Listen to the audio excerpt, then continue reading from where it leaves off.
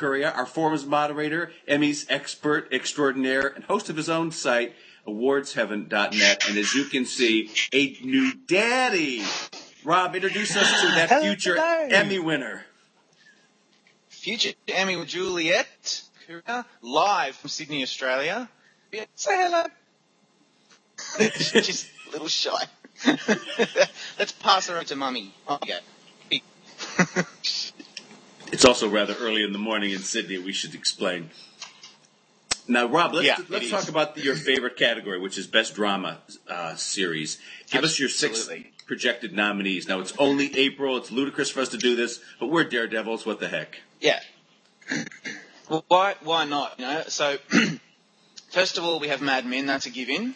I don't really care how low it rates Mad Men's in. And I think Emmys as well. It's a very popular show amongst critics and the industry, and I think it will make it for its second season. You've got Boston Legal, although it hasn't been on the air for a while. I know a lot of people who really love that show. I'm not one of them, but I think it will make it in for its final year. Then you've got Dexter. I think that will probably make it in. I think Showtime will push that to the nth degree, and it will make it in again, and it had a pretty good season. And then you have Lost. I'm hoping Lost will make it in as one of only 2 network shows. And then the final one, I'm thinking at this stage, maybe In Treatment.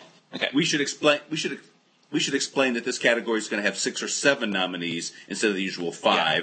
And you're giving us 6 here. But, Rob, among the shows not on your list is House, which was nominated 3 times, and 24, which has won and is returning this year. Why? Yeah.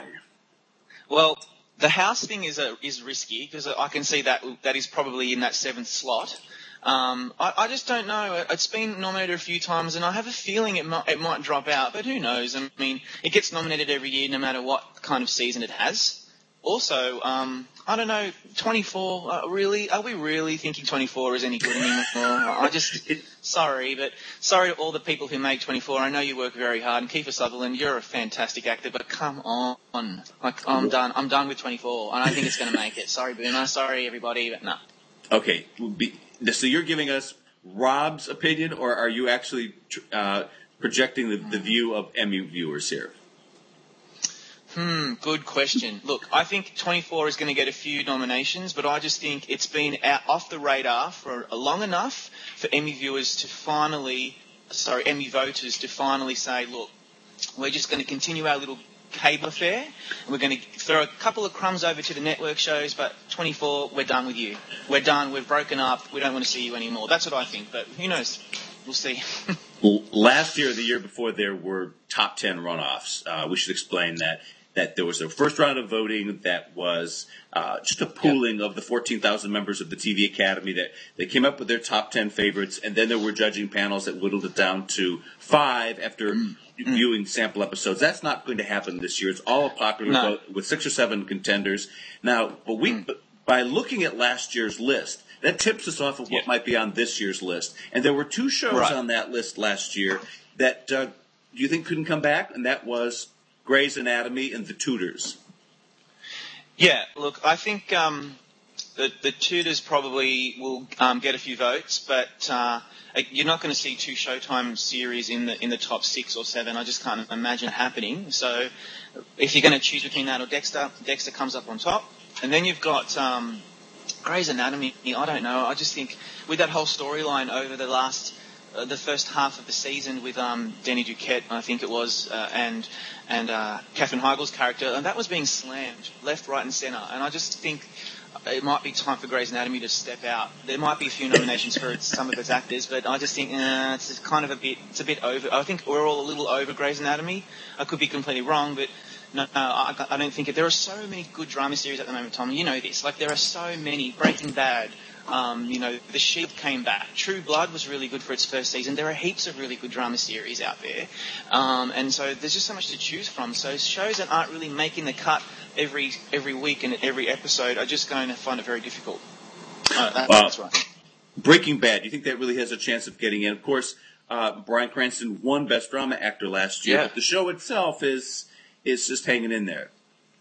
Yeah, I completely agree. And again, could there really be two shows from AMC of all networks in the top 6 or 7? I find that a little hard to believe. It's certainly possible. I mean, Breaking Bad did get Bryan Cranston an Emmy last year, so that it went through all the way to the end. But remembering Michael Chiklis won a few years ago for The Shield, and then The Shield just vanished after that. So anything is possible. I'm never surprised with Emmy voters. They really sometimes throw you a left field. So I don't know. Now, you mentioned True Blood. Of course, that's a big hit. Yeah. But it suffers from the vampire curse, doesn't it? The Buffy the Vampire Slayer, which never got nominated, even for poor Sarah Michelle Gellar, even though every TV critic in America and all Hollywood was rooting for her, she didn't get nominated. So that's probably hopeless, right?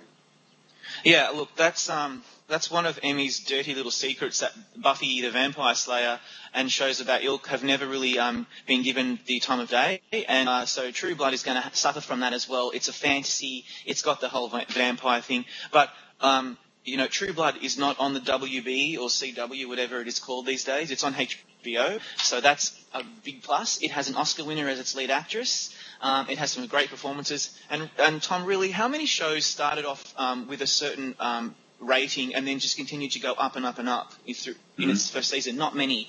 And that tells you that it really started making an impact with viewers, and it actually started being accepted more and more by critics. So if True Blood makes it in, people will be really surprised, but I won't be, because it's on HBO, and I think they know how to market their shows. Now, one other HBO show broke out right near the tail end of the eligibility period here, and it's number one Ladies Detective Agency. Rob, I love that show. I absolutely love it. Yeah, I heard. And now I haven't seen it yet, so I'm hoping that it will air down here. No, it hasn't aired in Australia yet, but like what I've seen of it in clips and so forth, it looks pretty amazing. And plus, you've got the imprimatur of Anthony Minghella and Sidney Pollack. I mean, everything they touch seems to have turned to gold, especially after their untimely passing, and maybe that might at least propel the show into people's minds to at least consider it, because maybe without that, with so many shows on HBO, it probably would have ranked second, third or fourth in people's minds.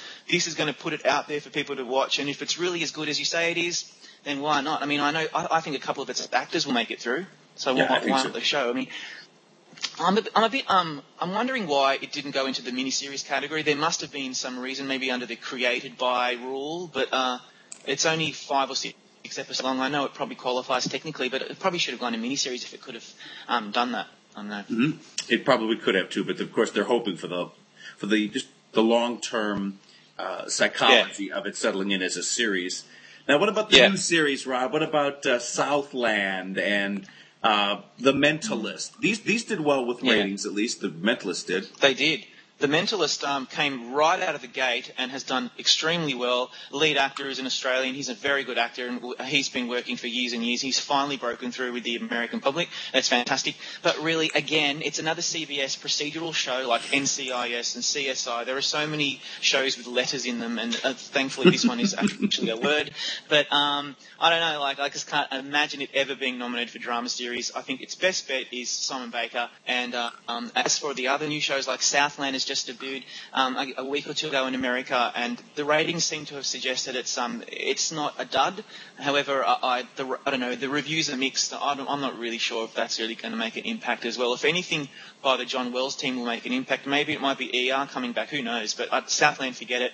The Unusuals, unfortunately, it looks like a very interesting show. That's just rating. The ratings are so terrible that doesn't have a chance either. So, of all the new shows, I think the only ones are the ones on cable. Fringe is doing really well with the ratings, but that's a little too freaky sci-fi. But of course, the X-Files did get in, so that true.